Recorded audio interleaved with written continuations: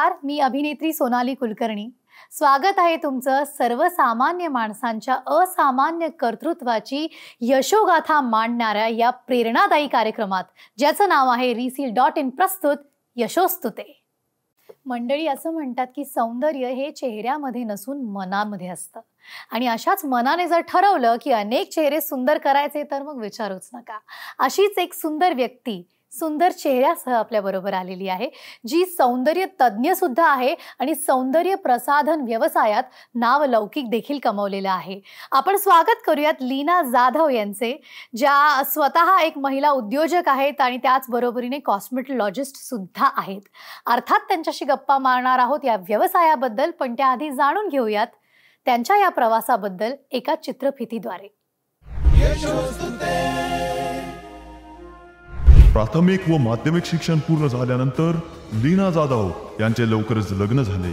त्यांच्या मनात उच्च शिक्षण घेण्याची उत्कंठ इच्छा होती, म्हणूनच माहीमला बुटीक ब्युटी कॉलेजमध्ये त्यांनी प्रवेश घेतला। तिथेच नर्सिंग सलून हेल्थ सेंटर सुरू करण्याची संकल्पना त्यांना सुचली। सगळ्यांचा विरोध पत्करून हेल्थ सेंटर सुरू करण्याचा त्यांनी निश्चय केला। त्यांना इतरांकडून जरी विरोधाचा सामना करावा लागला असला तरीही त्यांना त्यांचे पती निळकंठ जाधव यांची पावलोपावली साथ लाभली। आज लीनाजींचे कल्याणमध्ये सुसज्ज आणि अद्ययावत असे हेल्थ सेंटर उभे आहे, ज्यामध्ये आरोग्यविषयक जनजागृतीसोबत विविध प्रयोग सुरू असतात। अनेक अडीअडचणींचा सामना करत आपल्या व्यवसायात त्या यशस्वी झाल्या आहेत। लीनाजींच्या या कार्याला reseal.inचा सलाम। लीनाताई, तुमचं मनापासून स्वागत आहे। आता आपला प्रवास आपण पाहिलाच आहे, पण तुमचा स्वतःचा ब्रँड आहे ला फेस लुक, तर या ब्रँड विषयी आम्हाला सांगा आणि तुमची वैशिष्ट्येही सांगा। ला फेस लुक आम्ही ॲक्च्युली 2012 मध्ये 15 ऑगस्टला चालू केले। त्यानंतर कंटिन्यूशनमध्ये आम्ही आज बऱ्याच सर्व्हिसेस देतो, जेणेकरून त्यामध्ये मी माझं नर्सिंग झालेलं आहे, तो नर्सिंगचा बेस घेऊन आम्ही ऑलमोस्ट सगळं कॉस्मेटॉलॉजिस्टच्या treatment, then aesthetics treatments, skin treatments, hair treatments, then body therapy, spa management, बऱ्याच फिजिओथेरपीसुद्धा माझं कंप्लीट झालेलं आहे। आणि आता जस्ट म्हणजे अजून मी ते ह्यात मेन्शन नाही केलेलं, PhD आपली ब्युटी कल्चरमध्ये कंप्लीट झालेली आहे। त्यामुळे बऱ्याच लांबून क्लायंट्स आपल्याकडे येतात, पूर्ण ऑल ओव्हर महाराष्ट्रामधून क्लायंट्स ट्रीटमेंटसाठी येतात, आणि अगदी आउट ऑफ इंडियापासून परदेशामधून सुद्धा अपॉइंटमेंट्स बऱ्याचदा जे येणारे असतात इंडियामध्ये ते पण आपल्याकडे अपॉइंटमेंट्स घेतात। आणि कुठे आहे आपलं हे? माझं हे आहे बदलापूरला, आणि सेकंड ब्रांच जी आहे ती पुण्याला। बदलापूर आणि पुणे येथे ला फेस लुक ला लोक जगभरातनं येतात। अर्थात हे ऑनलाईन होऊ शकत नाही, तुम्हाला प्रत्यक्ष जाऊन सर्व्हिसेस घ्याव्या लागतात। वैशिष्ट्ये तुम्ही ऐकलेली आहेत, पण मला जाणून घ्यायला आवडेल की लीनाताई, आता या क्षेत्रामध्ये कुठल्याही क्षेत्रात तसं कॉम्पिटिशन आहेच आहे, पण या क्षेत्रात खूप मोठं कॉम्पिटिशन आहे, तर या स्पर्धेच्या जगामध्ये आपलं एक ब्रँडचं अस्तित्व कसं तुम्ही टिकवताय? ॲक्च्युली अजिबात आवड नव्हती ह्या क्षेत्राची, पण आली जशी तर शिकली। देन आता तर खूप रोजली आहे, कारण की दुसरा श्वास म्हटला तरी चालेल। कंटिन्यूशनमध्ये कामात असतो आम्ही अगदी, आणि अगदी सकाळी 7 ते 11 पर्यंत, जवळजवळ कधी कधी लेट नाईटपर्यंत पण क्लायंट्स असतात। आणि बऱ्याचदा आमच्या तर गुगलच्या पेजवर 5 स्टार रेटिंग आहे, त्यामुळे ऑब्वियस बरेचसे लांबून क्लायंट तिथून येतात। देन जस्ट स्टाईलला आहे, इंडिया मार्टला आहे, देन आत्ता तर सोशल मीडिया आहेच आपला, इन्स्टा, फेसबुक, त्यामुळे भरपूर अगदी क्लायंट्स आहे असतो। आणि आम्ही अगदी रोज जेही काम करतो ना ते अपडेट करतो त्यावर, म्हणजे स्किन केअर असू दे, हेअर अँड केअर असू दे, किंवा जे काही नवीन आपण अपडेशन करतो आहोत ते सोशल मीडियावरती प्रिव्हिलेज करतो। आणि ऑलमोस्ट माउथ टू माउथ जे क्लायंट आहेत ते तर आहेत, आता 12वं वर्ष चालू आहे, त्यामुळे तो एक स्कोप चांगला झालाय। माउथ टू माउथ जे आहेत ते खूप जास्त आहेत। प्रचार माध्यम असली, सोशल मीडिया असेल किंवा कोणत्याही पद्धतीचं तुम्ही ॲडव्हर्टायझिंग वापरा, पण माउथ पब्लिसिटीपेक्षा जास्त मोठं कुठलंही Yes. मीडिया असू शकत नाही, कारण प्रत्येक व्यक्ती स्वतःचा अनुभव घेऊन तो अनुभव शेअर करत असतात. आणि तुम्ही सांगताय की त्या पद्धतीने तुमचा हा जो व्यवसाय आहे किंवा ब्रँड आहे त्याचं वेगळेपण तुम्ही या स्पर्धेमध्ये टिकवून ठेवलं. पण स्पर्धा व्यवसाय हे सांभाळत असतानाच महिला उद्योजक म्हटलं की एक तारेवरची कसरत असते, कारण एरवी आपण अनेक पुरुष व्यक्तिमत्वांना भेटलो आहोत, पण मला खूप आनंद होतोय की आपल्या या कार्यक्रमात आज एक महिला उद्योजक आहेत. अर्थात महिला म्हटल्यानंतर संघर्ष फक्त व्यवसायात नाही तर दैनंदिन आयुष्यात कुटुंबात देखील असतात. तर या दोन्ही गोष्टी, या तारेवरची कसरत करत असताना तुम्ही कसा मार्ग काढता? कधी कधी खूप जम्बलिंग होतं, बट होतं मॅनेज. आणि माझ्या 2 मुली आहेत, एक आता 10th आहे आणि एक 4th आहे. बरं. बट दोघींना सवय झालेली आहे आता की मम्मा नेहमी बिझी असते, तर त्या हिशोबाने त्यांनी पण ॲडजस्टमेंट केले आहेत. होतं थोडंफार कधी कधी आजारी पडल्या वगैरे किंवा एक्झाम्स असतील. बऱ्याचदा असं होतं की ओपन डेज असतात आणि सॅटर्डे संडे मी फुल पॅक असते, मग मिस्टर सांभाळून घेतात. ज्या वेळेला कधी ॲडजस्ट नाही होत ते खूप सपोर्ट करतात. मी तेच विचारणार होते की एक महिला म्हटल्यानंतर आपण काय म्हणतो की एका यशस्वी पुरुषाच्या मागे एक स्त्री असते, पण जेव्हा स्त्री यशस्वी होते तेव्हा तिच्या मागे देखील पुरुषांचा पाठिंबा असतो. तुमच्या पती यांचा कसा पाठिंबा आहे किंवा त्यांचा कसा सहभाग असतो तुमच्या या क्षेत्रात? ॲक्च्युली त्यांच्यामुळेच मी ह्या क्षेत्रात आहे. बरं. कारण की नर्सिंगमध्ये थोडं शिफ्ट वाईज वगैरे होतं आणि घरी कोणी नसल्यामुळे ते पॉसिबल नाही झालं मला पुढे, नाईट शिफ्ट्स वगैरे. त्यामुळे मग नंतर मग काय करायचं म्हणून मग त्यांनीच बेस्ट इंडियाचं बेस्ट कॉलेज, ब्युटी कॉलेज शोधलं. त्यांनीच ॲडमिशन घेतलं. मी फक्त गेली. अरे वा. देन तिथून मग मी नंतर माझा पुढचा प्रवास मी कंटिन्युएशनमध्ये केला. आणि प्रत्येक गोष्टीमध्ये ते खूप सपोर्ट करतात. म्हणजे जे काही नवीन येतं आहे, जे आपण अपडेशन करायचे आहे त्याच्यासाठी कधीच नाही नसतं, किंवा कुठेही काही जायचं आहे, बाहेरच्या काही गोष्टी करायच्या आहेत, त्याच्यासाठी कधीच कोणतं बंधन नाहीये. अरे वा. मला असं वाटतं की अशा पद्धतीने जर पाठिंबा असेल तर स्त्री देखील कोणत्याही क्षेत्रात स्वतःचा एक वेगळा ठसा उमटवू शकते. तुम्ही म्हणालात की त्यांनी तुमच्या शिक्षणाची सगळी जबाबदारी घेतली या फील्डमधली, त्यांनी ॲडमिशन घेतलं आणि मग तुम्ही गेलात. पण मग त्या शिक्षणाचा कॉस्मेटॉलॉजिस्ट, तर त्याचा किती फायदा झाला या व्यवसायात तुम्हाला? खूपच, प्रश्नच नाही. कारण की आज ब्युटी इंडस्ट्री इतकं वास्ट झालेलं आहे की जितकं शिकावं तितकं कमी आहे. कारण की अजून पण शिकतच आहोत. शिकणं कधीच नाही, काहीतरी रोज नवीन काहीतरी असतं. त्याच्यामुळे ते शिकणं संपणार नाही आहे. आणि त्यामुळे कसं क्लायंट अवेअरनेस पण आत्ता इतका आलेला आहे की लोकांना ते सगळं आत्ता, म्हणजे असं नाही आहे की फक्त जे वर्किंग वुमन्स आहेत किंवा करिअर ओरिएंटेड आहेत असं नाही आहे क्षेत्रातले. येस, आजकाल हाऊसवाईफ पण स्वतःची तेवढीच काळजी घेतात. 50+ 60+ वाले सुद्धा तेवढीच स्वतःची काळजी घेतात.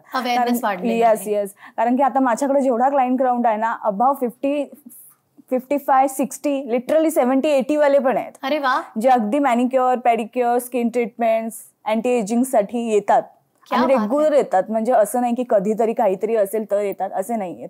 अगदी डेलीमध्ये येणारे क्लायंट्स आहेत. हे माझ्यासाठी नवीन आहे की 50 नंतरच्या बायकांना सुद्धा स्वतःला मेंटेन करावं असं वाटतं आणि त्यासाठी पैसा आणि वेळ दोन्ही गोष्टी खर्च करायला त्या तयार आहेत.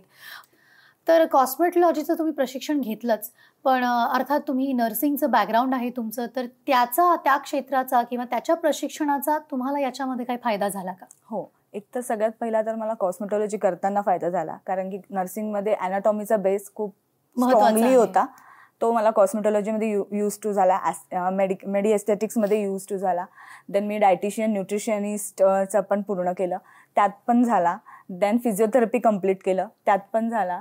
आता ब्युटी कल्चर PhD केली, त्यात पण झाला. आणि देन जेव्हा आपण काही ट्रीटमेंट्स करतो सलॉन्समध्ये, तेव्हा बऱ्याचदा डॉक्टर्स ठेवावे लागतात. ॲज अ क्लिनिक जेव्हा असतं तेव्हा तो मला भाग नाही येत. कारण की इंजेक्ट वगैरे मी स्वतः करते, मेसो वगैरे मी स्वतः करते.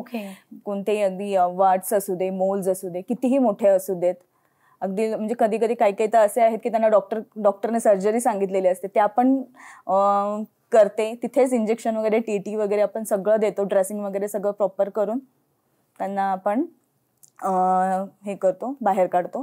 देन पूर्ण बदलापूरमध्ये आपण नर्सिंगची सेवा सुद्धा फ्री देतो. अगदी कोणाला इमर्जन्सीज असतील, काय असेल तर आपण ते डेली, म्हणजे त्यांचे असे कॅन्सरचे पेशंट्स आहेत किंवा अगदी कोणी बेड रिटर्न्स वगैरे पेशंट्स आहेत. कोविडमध्ये पण आपण सगळ्यांना दिल्या होत्या त्या सर्व्हिस. त्या ह्याच्यामधून वेळ काढून आम्ही त्या गोष्टीसुद्धा करतो.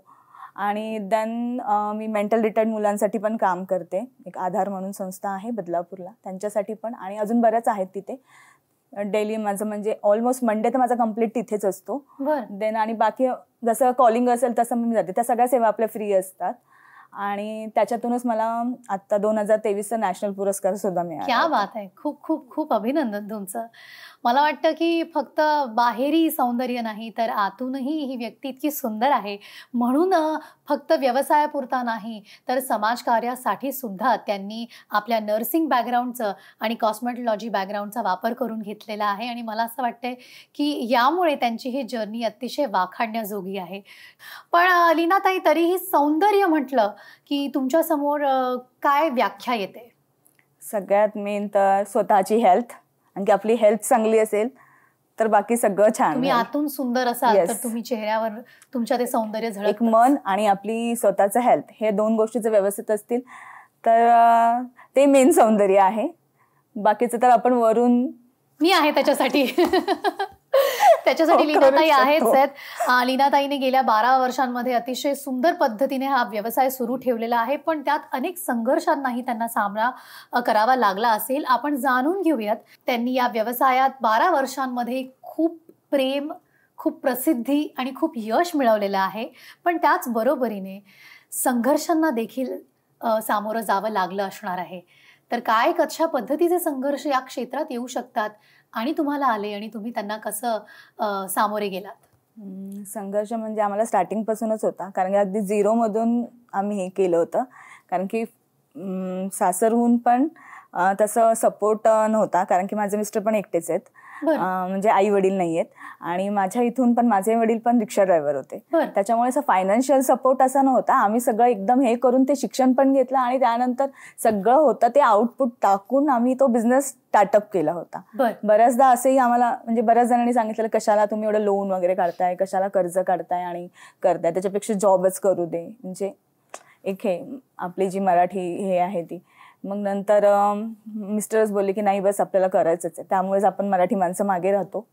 आपण थोड्याफार ऍडजस्टमेंट केल्याशिवाय होणार नाहीये.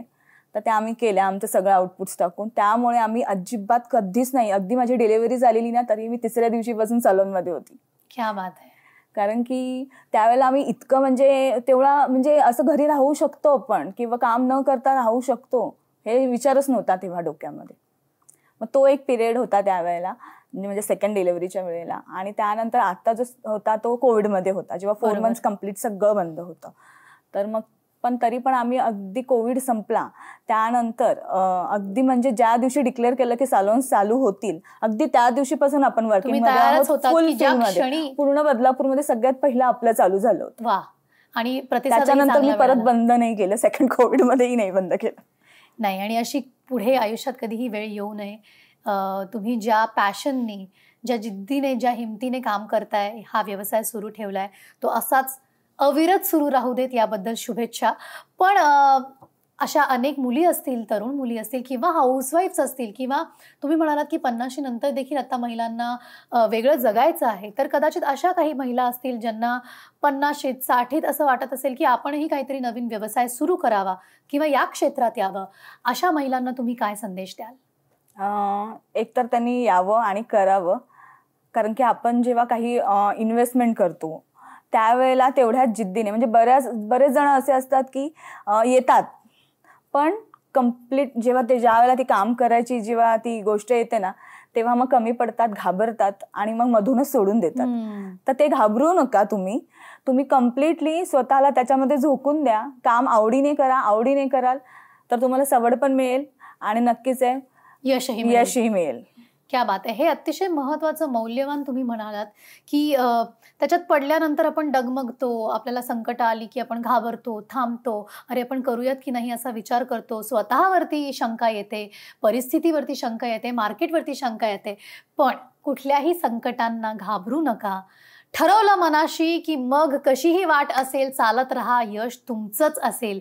या भावना आणि या प्रेरणा आपल्याला लीनाताईच्या या सगळ्या प्रवासातनं मिळते आहे. लीनाताई, तुम्ही या कार्यक्रमामध्ये आलात, फक्त महिलांना नाही तर पुरुषांना देखील, आम्हा सगळ्यांना तुम्ही प्रेरणा दिली, याबद्दल अतिशय मनापासून धन्यवाद.